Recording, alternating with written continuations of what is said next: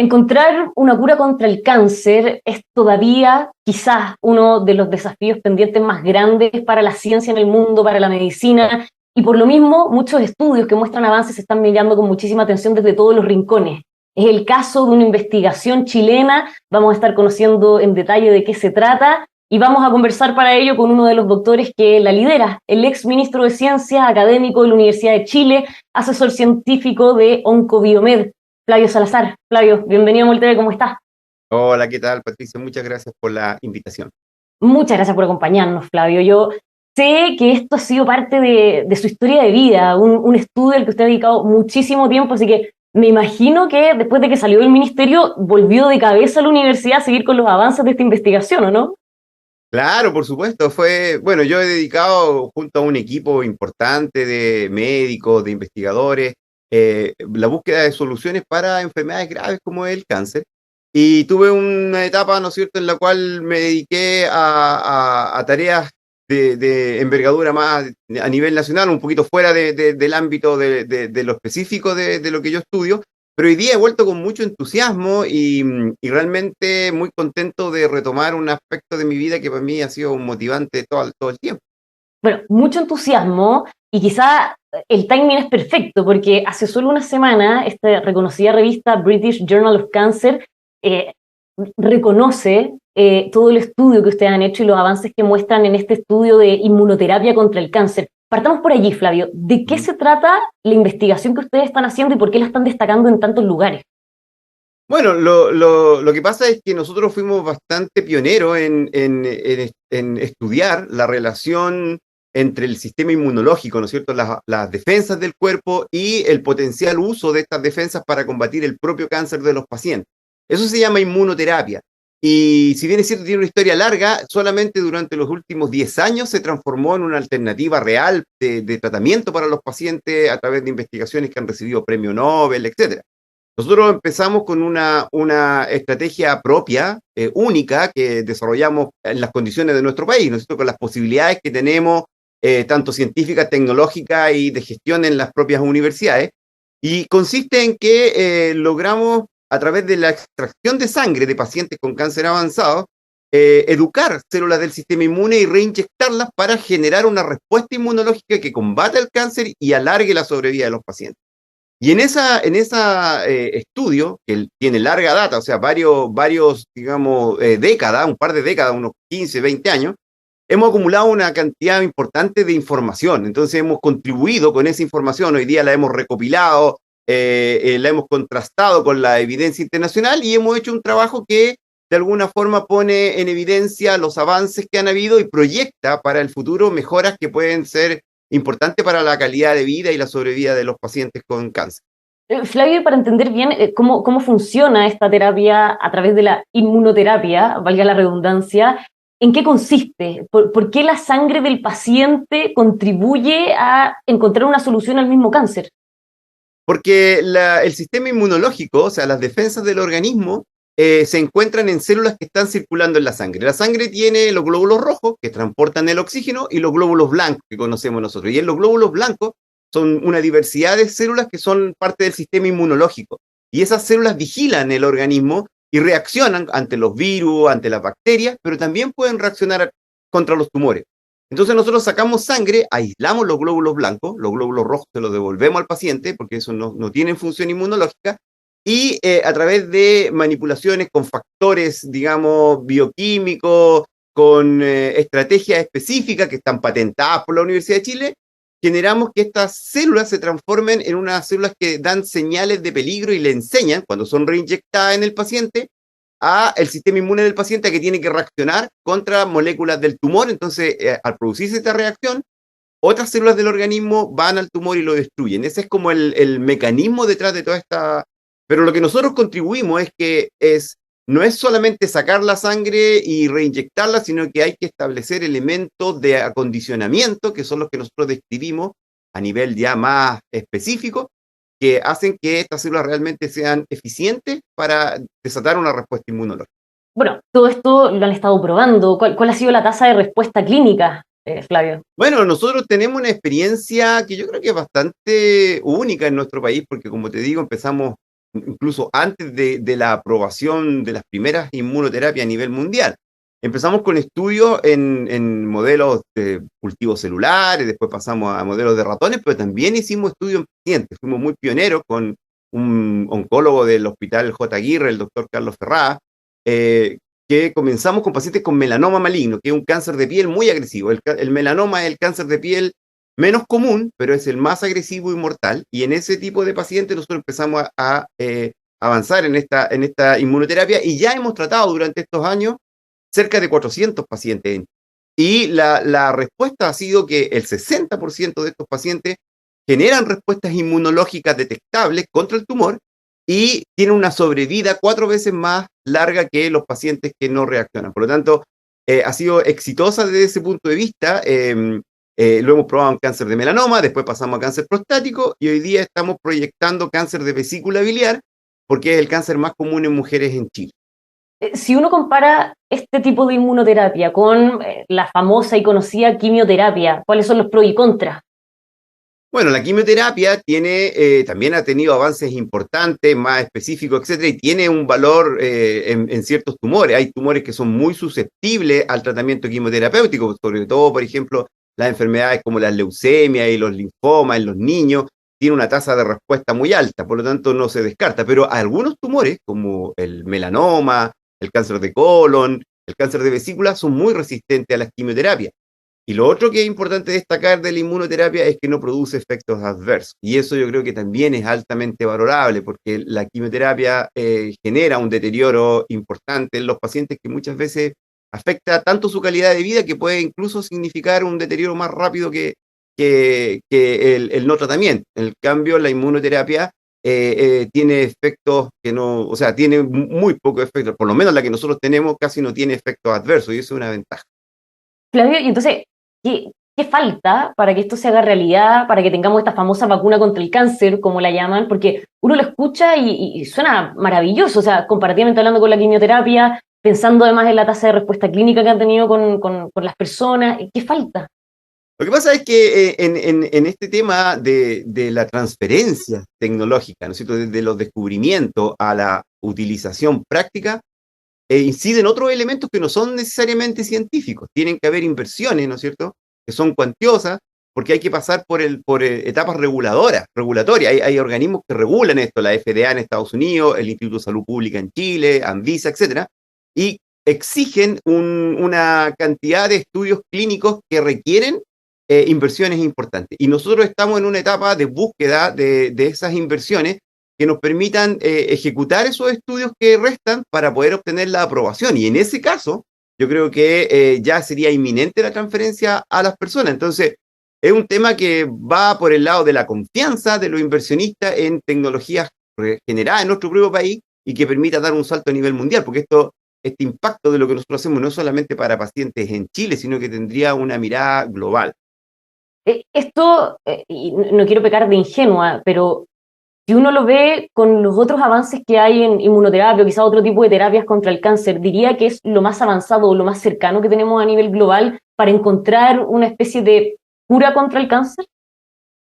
Bueno, lo que pasa es que la inmunoterapia es la utilización del sistema inmune para tratar el cáncer y hay muchas estrategias inmunoterapéuticas. O sea, van desde las vacunas, por ejemplo, usted debe haber escuchado recientemente, en Inglaterra se está avanzando y en Estados Unidos con las vacunas de ARN mensajero, que son del mismo tipo de las vacunas que se utilizaron para el COVID, ¿no es cierto? Y que pueden tener impacto importante. O sea, hay muchas, ahí están las terapias de células T, las CAR-T, que también se están desarrollando a nivel mundial. O sea, yo sí creo que la inmunoterapia es una de las estrategias más promisorias para el tratamiento del cáncer. Ahora, la nuestra propiamente tal está dentro de ese conjunto de posibilidades. Ahora yo no puedo decir si es la mejor o no, porque para poder establecer eso hay que hacerle estudios que faltan en un volumen importante de pacientes que demuestre esas diferencias. Pero yo tengo confianza con lo que hemos visto de que es una solución que puede, sobre todo para un país como Chile, y tal vez como Brasil, que estamos trabajando con ellos, ser una alternativa que sea más asequible para los pacientes de nuestra región. Más allá de los recursos que vamos a seguir profundizando, pero también cuáles son los desafíos a nivel de la terapia misma, porque por lo que me cuenta y explica, entiendo que esa terapia que vaya a tener cada persona con cáncer depende de cada uno, o sea, no es que vayan a encontrar una solución que pueda ser masificable, sino que es individualmente la terapia. Claro, bueno, nosotros tenemos en realidad dos tecnologías que son asociadas y que son las que describimos en el trabajo que usted menciona en el British Journal of Cancer. Por una parte, la histórica, que es la terapia personalizada, pero también nosotros detectamos esa debilidad, ¿no es cierto? Que es la diversidad de cada persona que hace de que una vacuna puede funcionar bien en uno y otro no. Ahora, eso generalmente va a ser así, o sea, nosotros somos todos individuos completamente únicos, por lo tanto, hasta una aspirina a alguna persona le soluciona un problema y a otra no, o sea, eso pasa.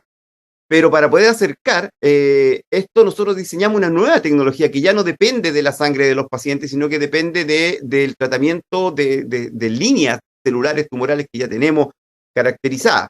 Ahora, el tema está en que esa está menos avanzada, por lo tanto, recién estamos haciendo estudios clínicos en el Hospital Salvador con los oncólogos de allá. En el primer número de pacientes, hay 20 pacientes que van a ser reclutados, 21 y llevamos 15.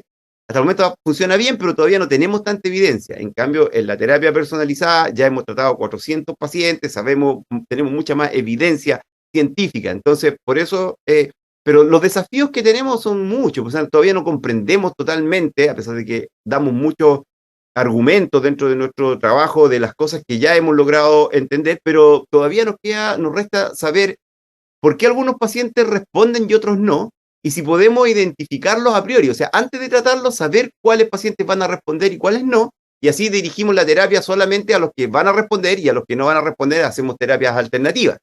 Esa pregunta no es solamente nuestra, es una pregunta que está también en la ciencia mundial, pero yo creo que uno de los desafíos importantes, el poder optimizar el efecto positivo que tiene esta terapia en un mayor número de...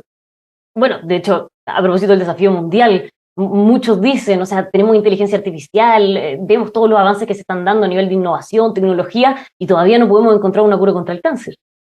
Bueno, claro, es que hay cosas que son muy complejas. El cáncer no es solamente una enfermedad, son múltiples enfermedades, es una parte, digamos, inherente al vivir. Nosotros al vivir generamos un metabolismo, ese metabolismo puede ser dañino para nuestras células y algunos vamos a tener cáncer y muchos cada vez más, mientras más se aumenta la expectativa de vida y más cantidad de gente llega a los 80, a los 90 años, más personas van a sufrir cáncer. Por lo tanto, una solución única, digamos, bala de plata que solucione todos los problemas, yo creo que no va a suceder. Pero lo que uno hace es mitigar el sufrimiento a través de terapias que sean menos agresivas, que alarguen la vida y que mejoren a una mayor cantidad de pacientes posible. Esa yo creo que es una mirada optimista y yo creo que se ha avanzado bastante en los últimos 20 años en ese tema, pero todavía nos queda por avanzar aún más. Y lo que nos falta por avanzar tiene como principal piedra de tope las inversiones que ustedes logren para seguir con el desarrollo del estudio.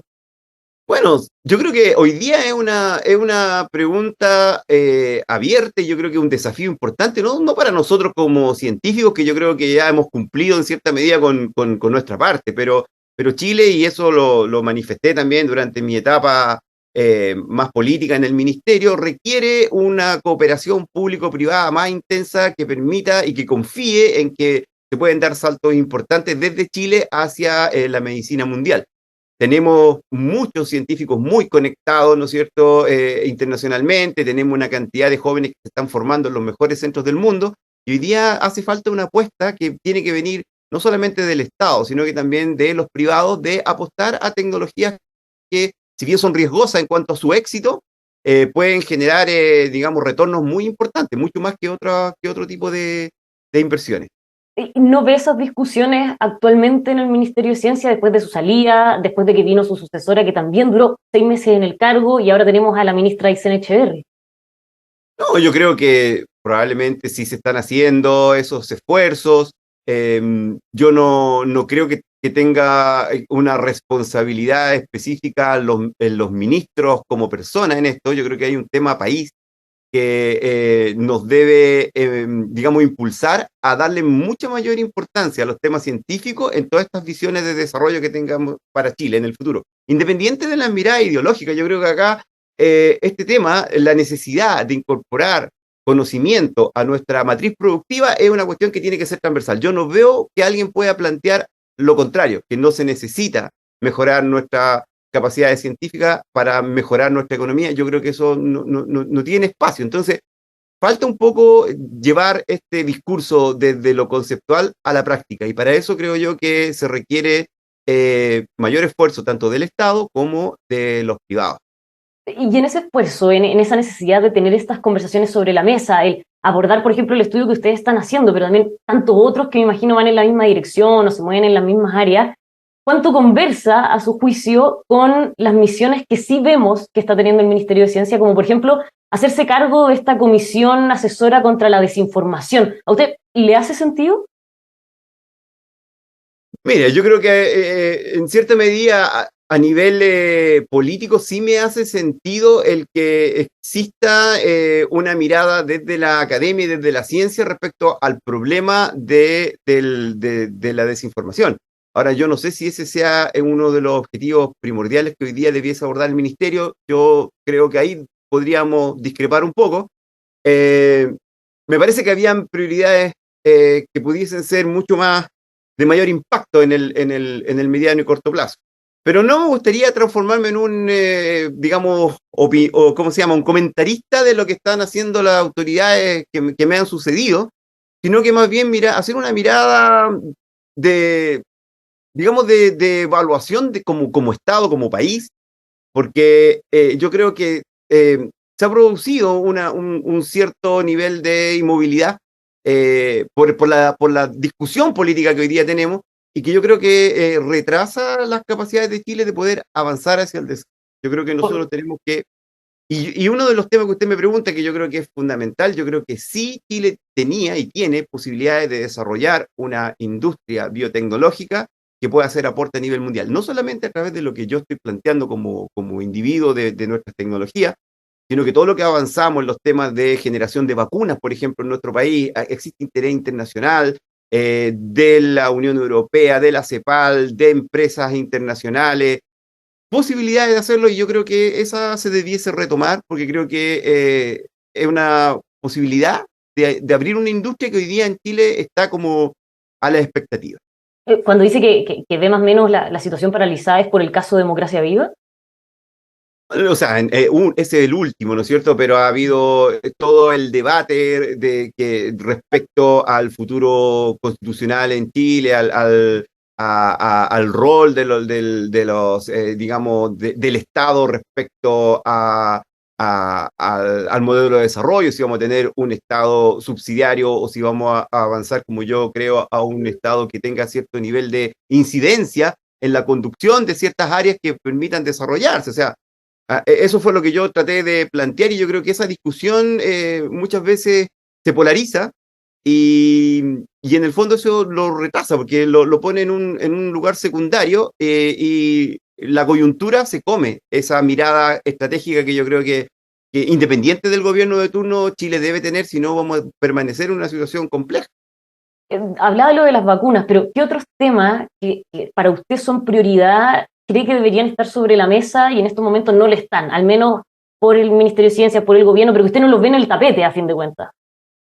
Bueno, yo soy de la idea de que o sea, tendría que haber siempre en un gobierno un par de proyectos emblemáticos, o sea, más allá de las miradas, de las discusiones y de las políticas científicas, tienen que haber proyectos emblemáticos que muestren un camino. Entonces, lo que nosotros habíamos planteado en un momento era, por ejemplo, el tema del centro de producción de vacunas, también el tema de la generación de una industria satelital en Chile, ¿no es cierto?, que se está retomando, pero que en el fondo tenía mucha mayor, digamos, relevancia en una etapa de gestión que hoy día yo creo que ha disminuido. Ahora pueden ser otros. Yo no digo que sean eso porque, claro, acá hay muchos más y pueden haber ideas distintas que se deben plantear, pero yo creo que eso hace falta hoy día. Establecer, ya sea lo que se está haciendo a través de descentralización, un proyecto regional de desarrollo en el área medioambiental, un proyecto que tenga que ver con el centro de investigación en salaria y litio, pero que no sea una conversación respecto a esto, sino que sea un proyecto que vaya a generar capacidades que vayan mostrando un camino de que esto es posible. Yo creo que falta la demostración empírica de que proyectos de este tipo van a ir cambiando la fisonomía de la matriz productiva en Chile. ¿Perjudica el que haya habido tanta rotación en el ministerio en lo que llevamos de gobierno?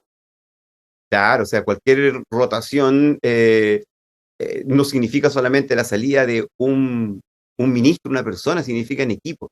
Hay equipos que están detrás de los ministerios y que generalmente son reemplazados cuando cambia un ministro, porque los ministros tienen personas de confianza, tienen áreas estratégicas, etcétera. Entonces, cambiar cada 6 meses en un ministerio que es estratégico, claramente debilita. Ahora, las razones por las cuales se hace, yo no las puedo juzgar. O sea, no estoy diciendo que no se debe hacer, porque el presidente es el que toma esas decisiones con una mirada, digamos, más amplia respecto a las necesidades que tiene el gobierno en un momento determinado. Yo, hablando hoy día, es más como un científico, como una persona que tiene cierta experiencia, creo que claro que ha perjudicado y eso ha sido así eh, percibido por la comunidad científica nacional.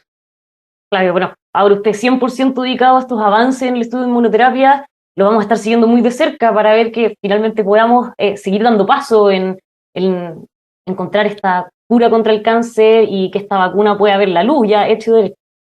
Claro, bueno, yo agradezco la oportunidad porque creo que es importante poder transmitir algo que a veces aparece muy específico, ¿no es cierto? Pero que tiene impacto importante en la sociedad y cuando uno muestra esto y la gente lo ve, se da cuenta de la importancia que tiene la investigación científica y lo que puede ayudar a la propia calidad de vida de las personas en nuestro país. La principal causa de muerte, además, el Exacto, cáncer. ya, por supuesto. Flavio, muchísimas gracias por habernos acompañado. Muchas gracias, Patricia. Un gusto. Que tengan un muy buen día y a todos ustedes los dejamos invitados, como siempre, que sigan con nosotros aquí en emol.com.